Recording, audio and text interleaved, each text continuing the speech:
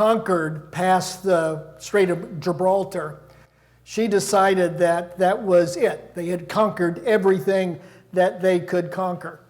And she printed coins to commemorate the occasion that said non plus, basically in English it said no more beyond. Everything that had been conquered. Spain now controlled the entire seas. And then just a few years later, 1492, Columbus sailed the ocean, but they found out there's a whole new world. And so they changed the motto on the coin to say, more beyond. And that still is the national motto of Spain today. I think the national airline of Spain, that's what it's called. More beyond. There's more beyond. Sometimes we as Christians live this life as if there is no more beyond. We get so locked into the world that we see, the way that we spend our time, the way that we spend our money, the way that we spend our attention. It's focused on the here and now, and we forget that motto that should be all of our mottos, that there is more beyond this. There's more to us than just this world and just this life. And Paul's going to remind us of that as we continue our look at 2 Corinthians. Paul in 2 Corinthians is patching up his relationship with the church that had been strained because of some unity issues that the church had had. But now he's putting that back together. In many ways, 2 Corinthians is Paul's most personal and even private. It's almost like we're looking over Paul's shoulder as he's writing a love letter to the church there. And as we ended last week, he reminds them that what is real is what is eternal. So this was the last verse we looked at last week. So we fix our eyes not on what is seen, but what is unseen. Since what is seen is temporary, but what is unseen is eternal. He's telling them that this life is not all there is. And the struggles and difficulties that we go through in this life is not. So we need to fix our eyes above. We need to look for things that are eternal. In fact, we experience the things in this life through the prism, through the lens of knowing that this isn't all there is. So Paul is going to build on that idea that we fix our eyes not on what is seen but is unseen as we continue our look at 2 Corinthians into chapter 5, verses 1 through 10. Let's listen to the text. For we know that if the earthly tent we live in is destroyed, we have a building from God, an eternal house in heaven, not built by human hands. Meanwhile we groan, longing to be clothed with our heavenly dwelling, because when we are clothed, we will not be found naked. For while we are in this tent, we groan and are burdened, because we do not wish to be unclothed, but to be clothed with our heavenly dwelling, so that what is mortal may be swallowed up by life. Now the one who has fashioned us for this very purpose is God, who has given us the Spirit as a deposit, guaranteeing what is to come. Therefore we are always confident, and know that as long as we are at home in the body, we are away from the Lord. We live by faith, not by sight. We are confident, I say, and would prefer to be away from the body and at home with the Lord. So we make it our goal to please him, whether we are at home in the body or away from it. For we must all appear before the judgment seat of Christ, that everyone may receive what is due them for the things done while in the body, whether good or bad. Okay, it's good to take a big look at the overview of the text. Now let's go back and talk about a few of these verses and see if we can make them come alive for us. He starts, for we know that if the earthly tent we live in is destroyed, we have a building from God. Well, the comparison there is between living in a tent and living in a building. As long as we are here in the flesh, Paul's idea is that we're just camping out. That eventually we'll have a city with foundations, but now we're just kind of living in a tent. In fact, that's the imagery that's used by the Hebrew writer in Hebrews 11 and verse 9 when talking about Abraham. By faith, he, Abraham, made his home in the promised land like a stranger in a foreign country. He lived in tents, but, it goes on, for he was looking forward to the city with foundations whose architect and builder is God. So Abraham lived in tents, literally, but he was always wandering as a stranger and a pilgrim in a land that was not his own, based on the promise that God gave him that one day this land would belong to his descendants as an inheritance forever. He was living in a tent, but he was looking for a building built by God himself. John, in the beginning of his gospel, very familiar words, the Word became flesh and made his dwelling among us, and we have seen his glory, the glory of the one and only Son who came from the Father, full of grace and truth. The Christ left the house of God, heaven, and came to earth to live among us, to take on our flesh, to take on our brokenness. But the word that John uses is the same word that Paul uses. He came to make his dwelling. Literally, he came, in fact, some English translations translate it this way. He came to tabernacle among us. He came to live in a tent among us because he knew, he came, but he knew he wasn't going to stay here. He was going to go back to the Father. And of course, his promise was, for where I go, there you will be also. So he came to live in a tent just as we live in a tent. When I was a kid, Dad bought this lot that became our cabin by the lake, except it wasn't a cabin, it was an old burned out house trailer that he renovated and rebuilt. And it wasn't on the lake, it was in the general vicinity of a lake, but it was in the woods and it was a fun place to go to hunt and fish and that kind of thing. When it started, it definitely wasn't home. It was a house trailer. There was no electricity. We burned kerosene in a lamp to make, and then we had to go down the way to find a bathroom. Just, that kind of thing. But over the years, he made it more and more like home. He added electricity. He dug a well. He added a septic system. It had all the comforts at home. And that is, if at home you've ever had a 5-foot black snake come up out of the drain while you're washing dishes. After that incident, my mom didn't have a whole lot of interest in going down to the cabin by the lake anymore.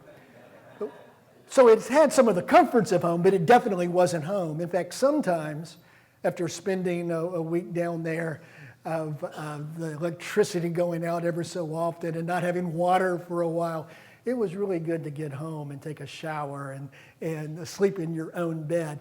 It was not home. We were living in a tent. So Paul continues, for while we're in this tent, we groan and are burdened because we do not wish to be unclothed, but be clothed instead with our heavenly dwelling, so that what is mortal may be swallowed up in life. He says as long as we're living in the tent, we're going to find things to groan about. Life is not going to be smooth. There are going to be things that are going to cause us to groan, just like not having water and not having electricity. And my memory is every time we went down there, we had to spend a period of time getting the critters, mice and squirrels and all kinds of critters that had moved into our trailer, getting them out so that we could enjoy. That's going to be the way our life is. As long as we're in this tent, we are going to struggle and we're going to groan and we're going to go through difficulty, all the while longing for the time when we won't have to go through those things, when the mortal will be swallowed up by life. Paul says not only do we groan, but the whole creation groans along with us. He says this, we know that the whole creation has been groaning in the pains of childbirth right up to the present time. Not only so, but we ourselves have the first fruits of the Spirit grown inwardly as we wait eagerly for the adoption to sonship, the redemption of our bodies.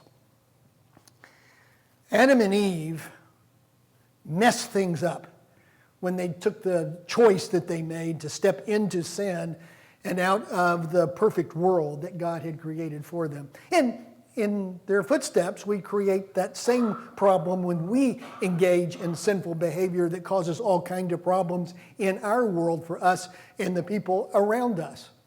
But not only was the world messed up for Adam and Eve and for us as their children, but it was messed up for creation. And so Paul's imagery here is that all creation is groaning as creation looks forward to the day when God is going to make everything new, when there's going to be the restoration of all things. So the creation is groaning and we're groaning. And he goes on later in the same text to say, in the same way the Spirit helps us in our weakness as we're groaning. For we do not know what we ought to pray for, or we do not know how to pray sometimes.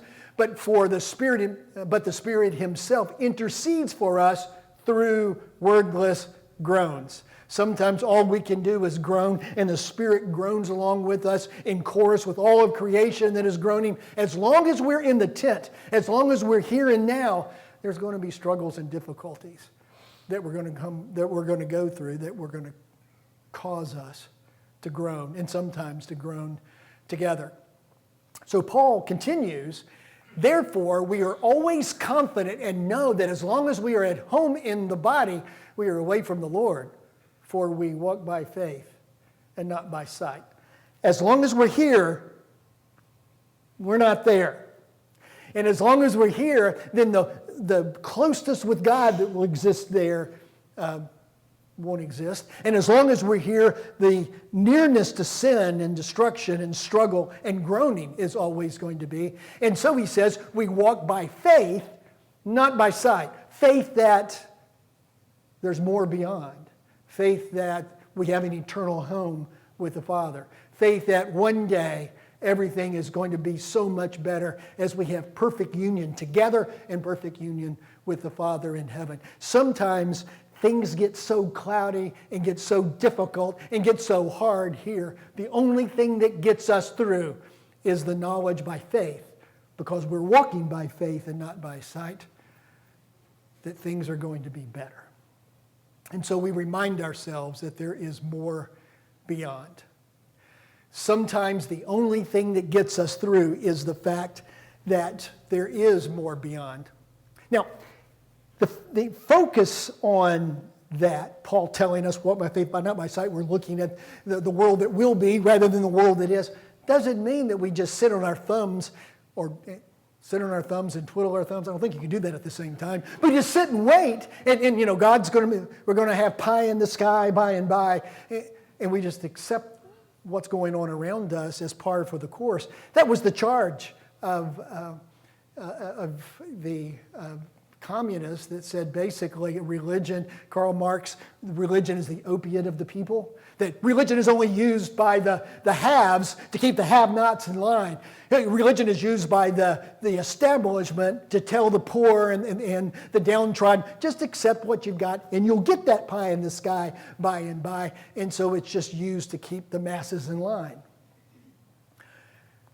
I'm afraid that's an accusation of the worst kind, a true one.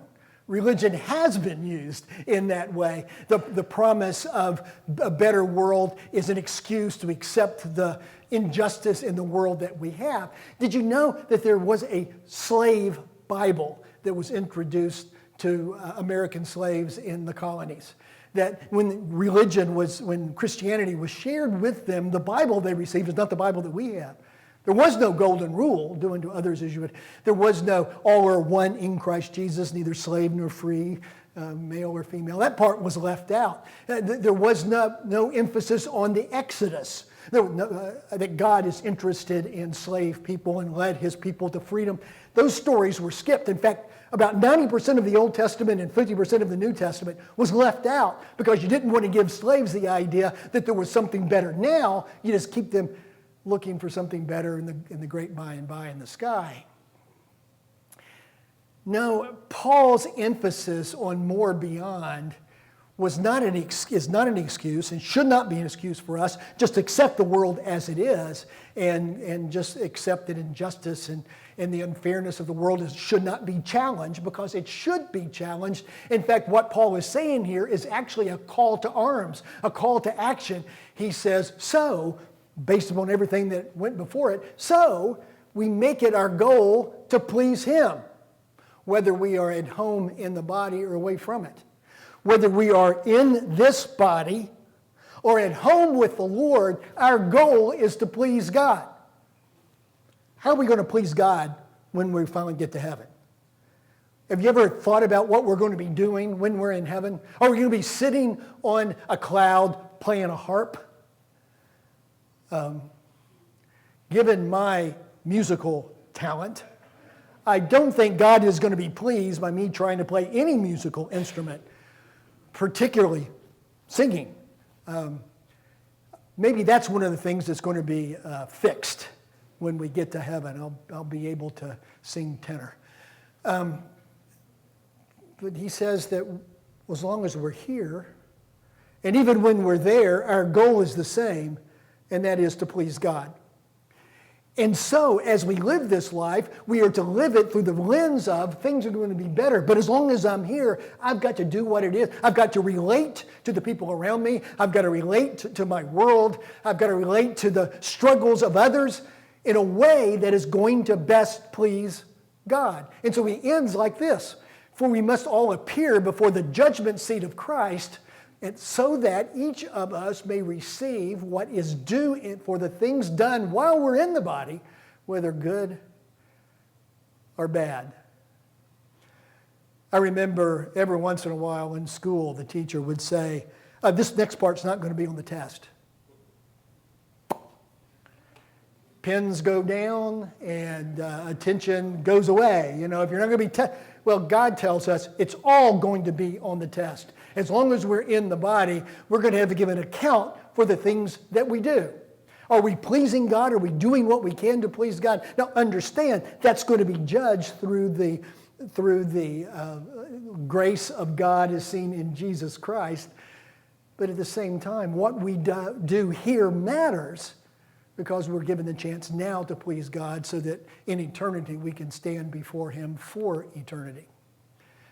And so what Paul is telling us here is our focus on the more beyond, our focus on we walk by faith and not by sight, our focus on that one day we'll be with God and everything's going to be perfect, changes everything about how we interact with the world now.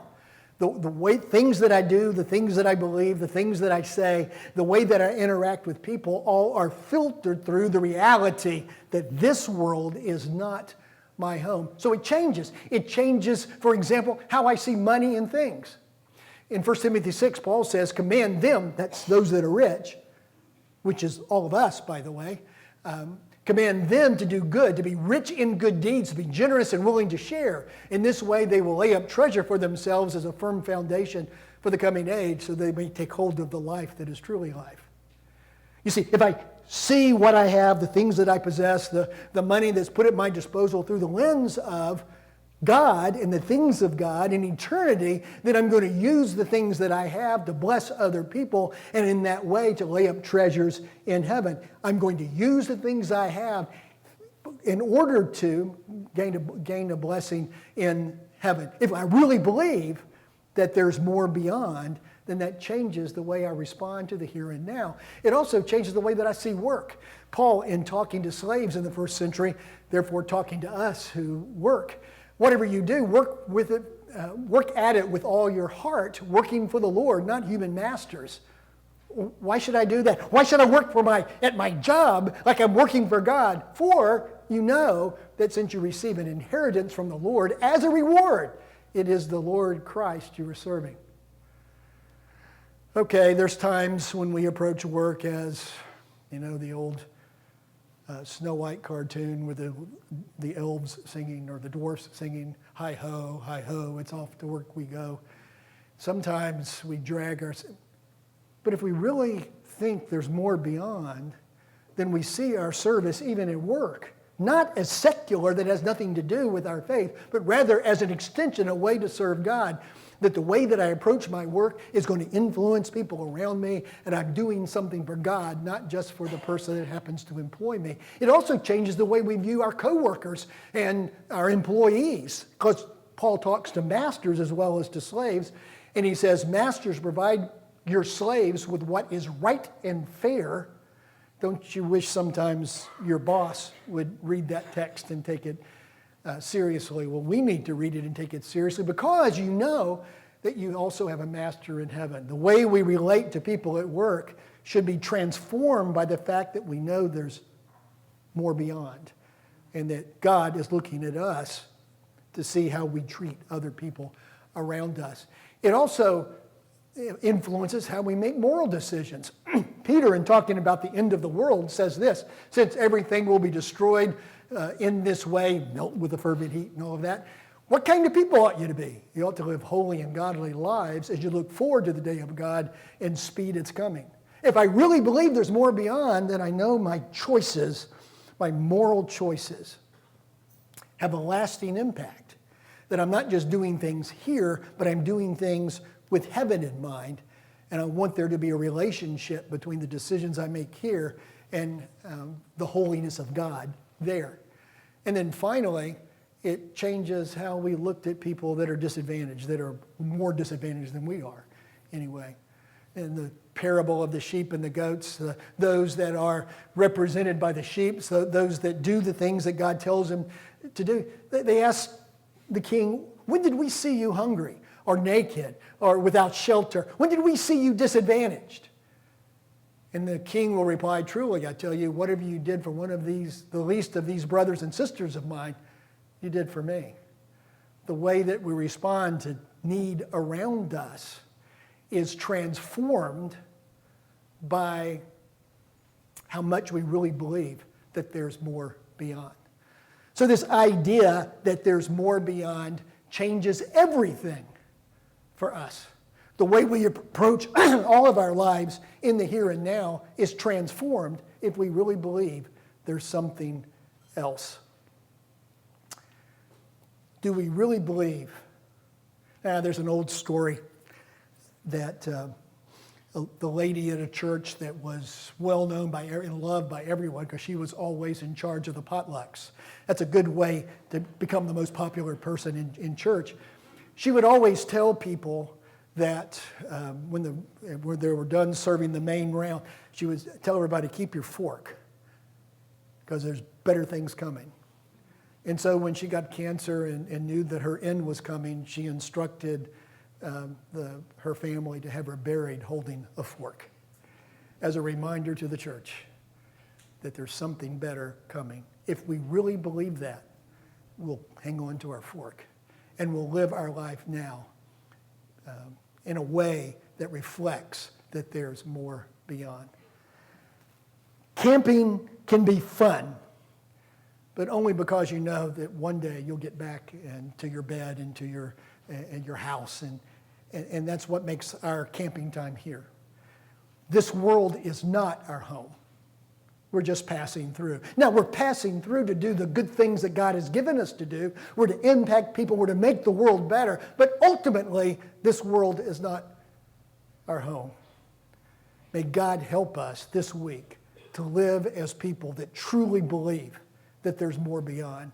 May we make the decisions. May we relate to people. May we do the things God wants us to do because we realize that there's something better waiting. This world is not our home. As we sing this song together, if there's something in your life that you need prayer for, if you'd like to have one of the elders pray with you or just to let the church know that we need to be praying, then go to the back and our elders will be there. You can share with them. Or if you're ready to name Jesus as Savior and put him on in baptism, then again, go to the back and let one of the elders back there know that. The rest of us, let's stand together as we affirm this world is not our home.